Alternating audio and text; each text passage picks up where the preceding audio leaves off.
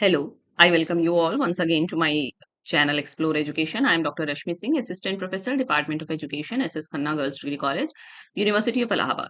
And this time, I am going to discuss with you a new topic under my new series, that is a UGC NET series, जिसमें कि हम लोग topics के बारे में बात कर रहे हैं जो कंफ्यूजिंग लगते हैं स्टूडेंट्स को, जिनसे ज्यादातर सवाल पूछे जाते हैं और स्टूडेंट्स गलतियां करते हैं। तो आज का टॉपिक है action research. Okay. Action research हालांकि बहुत सिंपल रिसर्च है, लेकिन बहुत सारे स्टूडेंट्स को ऐसा लगता है कि ये बहुत कॉम्प्लिकेटेड है, बट एक्चुअली ये सिंपलेस्ट वन है। क्योंकि एक्शन रिसर्च वही करता है, एक्शन रिसर्च के अंदर वही किया जाता है जो ऑलरेडी एक टीचर अपनी क्लास में अपनी क्लासरूम टीचिंग प्रैक्टिस को सुधारने के लिए करता रहता है।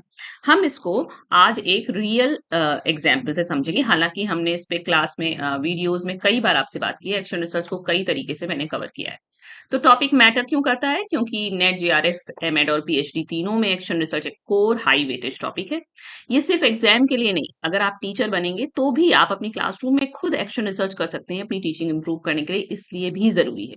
इसके डिजाइन टाइप्स प्रैक्टिकल और पार्टिसिपेटरी भी अलग से पूछे जाते हैं। मैंने आपसे कवर भी किया है टाइप्स ऑफ एक्शन रिसर्च, ठीक है।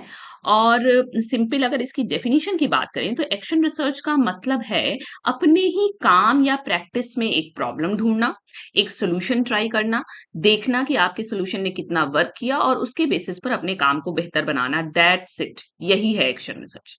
ये रिसर्च और एक्शन दोनों एक साथ करती है। रिसर्च तो कर ही रहे हैं, लेकिन रिसर्च का जो परिणाम आ रहा है उसको हम एक्शन में भी ला रहे हैं, इसीलिए इसका नाम एक्शन रिसर्च है। ये नॉर्मल रिसर्च से अलग है, क्योंकि नॉर्मल रिसर्च में आप सिर्फ स्टडी करते हैं, लेकिन एक्शन रिसर्च में आप खुद उस सिचुएशन का हिस्सा होते हैं जिसे आप इंप्रूव करना चाहते हैं। ये बेसिक डिफरेंस है।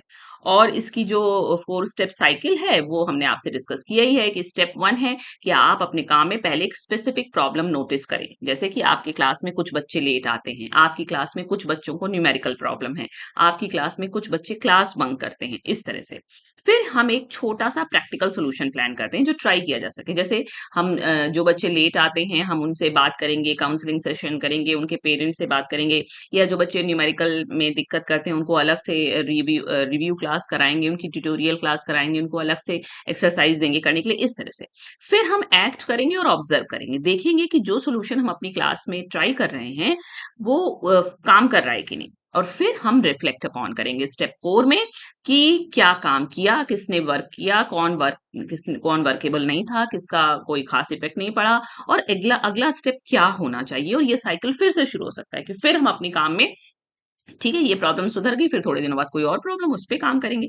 तो ये एक साइकिल है, एक बार की एक्टिविटी नहीं है। टीचर बार बार इसको रिपीट कर सकता है जब तक रिजल्ट अच्छा ना हो, और अलग अलग टॉपिक पे एक्शन रिसर्च कर सकता है थ्रू आउट हिज और हर टीचिंग लर्निंग टीचिंग सिनेरियो। ठीक है। अगर हम इसको रियल एग्जाम्पल से देखना चाहें, समझना चाहें, तो जैसे मान लीजिए कि फॉर एग्जाम्पल एक टीचर देखता है कि उसकी क्लास 8 के बच्चे मान लीजिए फ्रैक्शंस में बार बार गलती कर रहे हैं, चाहे वो कितनी भी बार बोर्ड पे समझाए।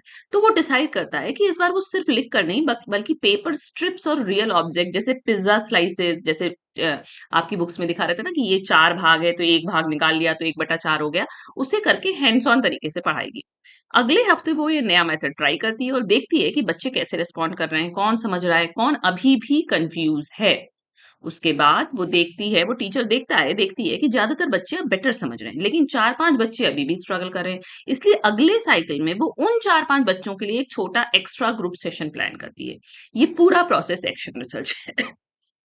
ना कोई बड़ा सैंपल साइज चाहिए, ना कोई कॉम्प्लेक्स स्टैटिस्टिक्स लगती है, बस अपने काम को सिस्टमेटिकली बेटर बनाने का तरीका है। कि हमारा काम है, हमने उसमें प्रॉब्लम ढूंढी, फिर हमने उसमें सोल्यूशन ट्राई आउट किया, फिर हमने देखा कि वो वर्क कर रहा है कि नहीं। वर्क कर रहा है तो अच्छी बात है, नहीं तो हम तब तक करते रहे जब तक हमने उसका सोल्यूशन निकाल नहीं लिया। क्यों ये नॉर्मल रिसर्च से डिफरेंट है? क्योंकि नॉर्मल रिसर्च में भाई ऑब्जेक्टिव होना चाहिए, रिसर्चर यूजुअली आउटसाइडर होता है, रिजल्ट पूरे फील्ड के लिए जनरलाइज करने की कोशिश की जाती है। लेकिन एक्शन रिसर्च में रिसर्चर खुद प्रैक्टिशनर है, जैसे टीचर खुद। फोकस सिर्फ अपने स्पेसिफिक कंटेक्स्ट को इंप्रूव करना होता है, जनरलाइज करने की यहाँ कोई जरूरत नहीं होती है। तो एक्शन रिसर्च क्या हुआ? अपने काम में प्रॉब्लम ढूंढ ढूंढ कर सोल्यूशन ट्राई करके उसे बेहतर बनाने का साइकिल। 4 स्टेप्स क्या हैं? Notice, plan, act and observe, reflect. फिर notice, plan, act and observe, reflect. और प्रैक्टिशनर यहाँ खुद रिसर्चर है, और फोकस अपने स्पेसिफिक क्लासरूम या कंटेक्स्ट तक सीमित है। ओके, तो अगर आपको इस एग्जाम्पल से एक्शन रिसर्च क्लियर हो गया हो तो आप कमेंट सेक्शन में लिख सकते हैं कि यस, एक्शन रिसर्च की साइकिल हमें समझ में आ गई। और अगर आप एक्शन रिसर्च के डिजाइन टाइप्स जैसे प्रैक्टिकल या पार्टिसिपेटरी के बारे में डिटेल में जानना चाहते हैं तो वो मैं ऑलरेडी कवर कर चुकी हूँ।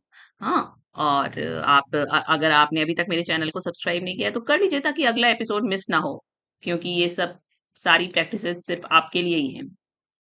ओके, तो एक और टॉपिक जो आसान है बट टफ लगता है, कंफ्यूजिंग लगता है कई बार, उसको मैंने समझाने की कोशिश की। अब इसी सीरीज़ में अगली बार किसी और टॉपिक पर बात करेंगे। Okay? So thank you for watching.